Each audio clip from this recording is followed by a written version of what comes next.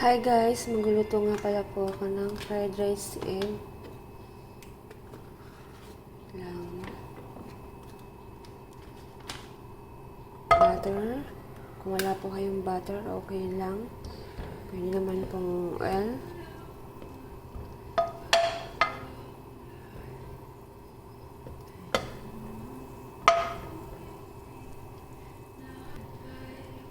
Bawang.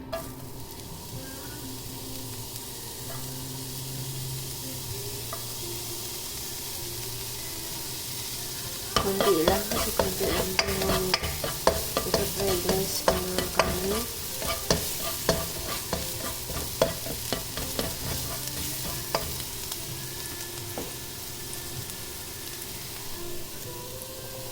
Bahaw to. Itira po ito ng araw pa. Pag magluto po kayo ito, hinaan nyo lang pong apoy nyo. Sinunod. Tapos, halang-halang.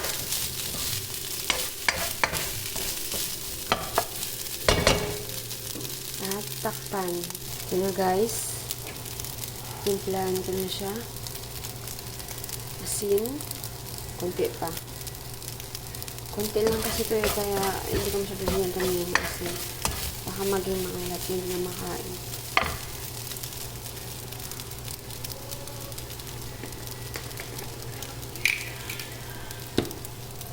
White pepper. Option lang po ito. Kung gusto nyo or ayaw nyo. Pampagandang lang po yung lasa.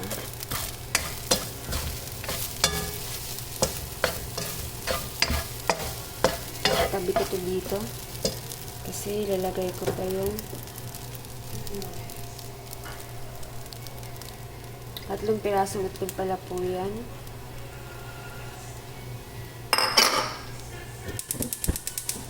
Tapos, mix.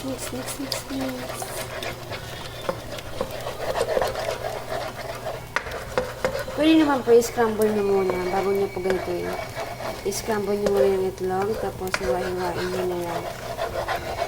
Kung ayaw nyo man po, pwede po ganito lang din.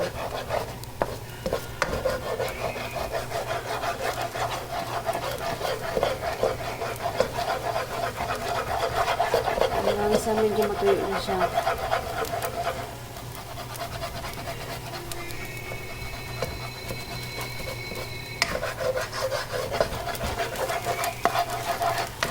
Tapos yan, ano natin.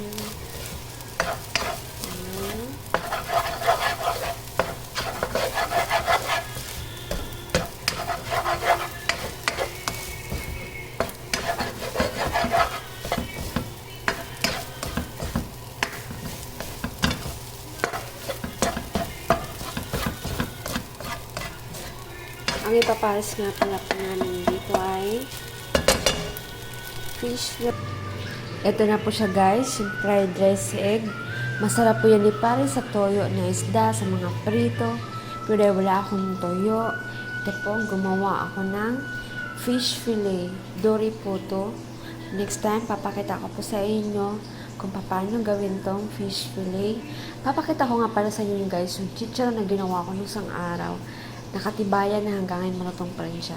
Ito na po siya. Yung chicharong niluto ko. Ayan o, ito. Kung nanonood kayo ng video ko nun, makikita nito. Dahil hindi ko siya nasampulan kung paano ito kinain. Ayan o. Ayan siya o. Ito. Malapit na maubos. Kuha tayo ng isa kasi hindi ko na-try sa inyo. Yung maliit lang.